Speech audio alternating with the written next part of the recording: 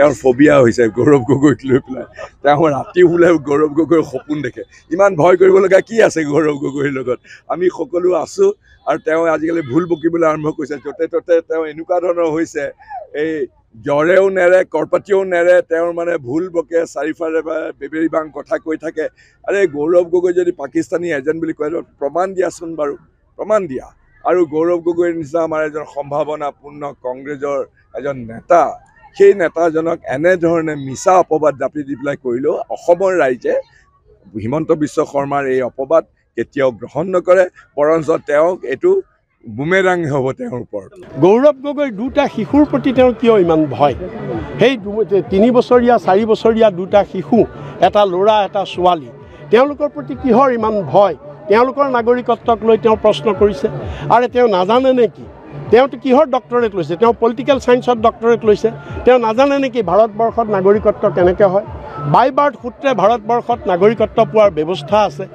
আৰু গতিকে তেওঁ সৰু ছোৱালীজনী কোভিডৰ সময়ত ইংলেণ্ডত জন্ম হৈছিলে কি কথা আছে বাপেক ভাৰতীয় কালিলৈ এপ্লাই কৰিব সময়ত এপ্লাই কৰিব স্কুলত পঢ়িবৰ সময়ত এপ্লাই কৰিব নাগৰিকত্ব পাব কিন্তু মই উল্টাই হিমন্তক তুমি যে গৌৰৱ গগৈ এই দুটা শিশুৰ কথা কৈছা তোমাৰ ভতিজা দুটাৰ কথা নোকোৱা কিয় তোমাৰ ভতিজা দুটা ডক্টৰ জয়ন্ত বিশ্ব শৰ্মা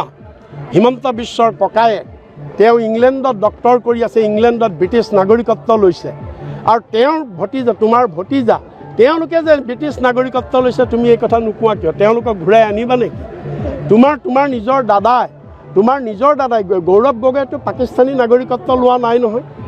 পাকিস্তানলৈ যোৱাত কি অপৰাধ আছে গৈছে মই এতিয়াও কৈছোঁ যদি ভাৰত বিৰোধী তাত কাম কৰিছে দিব শাস্তি অমিত শ্বাহে দিব প্ৰধানমন্ত্ৰীয়ে দিব আমাৰ দেশে দিব তাৰ কাৰণে শাস্তি আৰু যদি কালিলৈ প্ৰমাণ হয় আমিও গৌৰৱ গগৈক ধিক্কাৰ দিম ভাৰত বিৰোধী যদি তেওঁ কাৰ্য কৰিছে কিন্তু তুমি এইবিলাক তালফাল লগোৱা কথা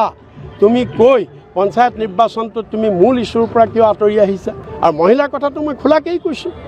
আটাইতকৈ যদি কংগ্ৰেছৰ দিনত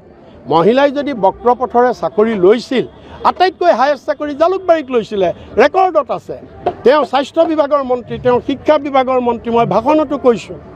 আৰু তেওঁ 15 বছৰ অসমৰ মন্ত্ৰী আছিলে তেওঁৰ হাতেদিয়ে সবেই চাকৰি লৈছে গতিকে বক্ৰপথ যদি কিবা যাতে তেওঁহে বুজি পাব আমিতো বুজি নাপাওঁ তেওঁ বুজি পাব সেইটো আমিতো বুজি নাপাওঁ এইবিলাক আপোনালোকৰ নিউজ লাইফেও পাকিস্তানলৈ যাব পাৰে নিউজ লাইফৰ সাংবাদিক এজনেও পাৰে আৰু নৰেন্দ্ৰ মোদীয়েও পাৰে হিমন্ত বিশ্ব শৰ্মাই পাৰে নৰেন্দ্ৰ মোদীয়ে গৈ বিৰিয়ানী খাই অহা নাই জানো নৰেন্দ্ৰ মোদীয়ে যদি পাকিস্তানত গৈ বিৰিয়ানী খাব পাৰে অন্য সাধাৰণ মানুহ এজনে পাকিস্তানত গৈ কিয় ফুৰিব নোৱাৰে গোপনে যাব নোৱাৰে গোপনে যদি যায় তেতিয়াহ'লে তেওঁ পাছপৰ্টখন লুকুৱাই তলে তলে তেওঁ কি হ'ব লাগিব সীমাত চুৰ কৰি পলাই যাব লাগিব যদি পাছপৰ্ট লৈ গৈছে তেতিয়াহ'লে সেইটো গোপন নহয় যদি ভিজা লৈ যায় তেতিয়াহ'লে গোপন নহয় যদি ভিজা নলৈ পাছপৰ্ট নোলোৱাকৈ যদি গৌৰৱ গগৈ গৈছে তেতিয়াহ'লে গৌৰৱ গগৈ গ্ৰেপ্তাৰ কৰিব লাগে কেলৈ মুখ্যমন্ত্ৰীয়ে এনেই চালেবেৰে কোবাই থাকিব লাগে চালেবেৰে কোৱা কথা SIT কি দৰকাৰ যদি প্ৰমাণ পালে যে গৌৰৱ গগৈ ভাৰত চৰকাৰক নজনোৱাকৈ আমাৰ শত্ৰু ৰাষ্ট্ৰ পাকিস্তানত যদি মনে মনে গৈছে তেতিয়াহ'লে গৌৰৱ গগৈ গ্ৰেপ্তাৰ কৰি দিব লাগে আৰু ফাঁচি দি দিব লাগে সেইটো নকৰি হিমন্ত বিশ্ব শৰ্মাই আজি এটা কাইলৈ এটা নাটক এইখন মানে চিৰিয়েল এই ভ্ৰাম্যমান থিয়েটাৰৰ যে চিৰিয়েলবিলাক এই কি কয় এই আটাইতকৈ দীঘল চিৰিয়েলখন কি যোধা আকবৰ আৰু অসমৰ এখন কি এই নহয় ভাড়াঘৰ নহয় এইখন যে এই বেহাৰবাৰী আউটপোষ্টৰ নিচিনা কৰি থাকি কি লাভ আছে যদি সঁচাকৈ গৌৰৱ গগৈ 2 নম্বৰী কৰি গৈছে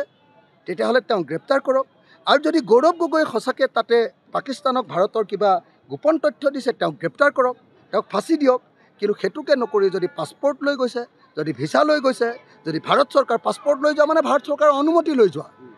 বুজিছেনে নাই যদি গৈছে তেতিয়াহ'লে ডেফিনেটলি তেওঁক একো কৰিব নোৱাৰোঁ যদিহে তেওঁ 2 নম্বৰী কাম কৰা নাই সেইটো মোক কৈ থাকিলে কি হ'ব আপোনালোকৰ নিউজ লাইভক কৈ থাকিলে কি হ'ব তেওঁ ডাইৰেক্টলি তেওঁ মুখ্যমন্ত্ৰী তেওঁক গ্ৰেপ্তাৰ কৰি দিয়ক গ্ৰেপ্তাৰ কৰি কাগজখিনি দেখুৱাই দিয়ক কোৰ্টক যে গৌৰৱ গগৈয়ে মুখ্যমন্ত্ৰীৰ মতে তাৰমানে গৌৰৱ গগৈয়ে হেৰি কৰা নাই কি কয় ভিছা লৈ যোৱা নাই পাছপৰ্ট লৈ যোৱা নাই মনে মনে বাংলাদেশীবিলাক যেনেকৈ আমাৰ ইয়াত সোমায় 2 নম্বৰী কৰি সোমায় হিন্দু হওক মুছলমান হওক তেনেকৈ সোমাইছে বুলি প্ৰমাণ কৰি দিয়ক তেতিয়াহ'লে আমিও জানি ভাল পাম যে গৌৰৱ গগৈ নিচিনা MP এজনে এনেকৈ যদি মনে মনে সোমাইছে তেতিয়াহ'লেতো তেওঁ পৃথিৱীৰ আটাইতকৈ 2 নম্বৰী মানুহ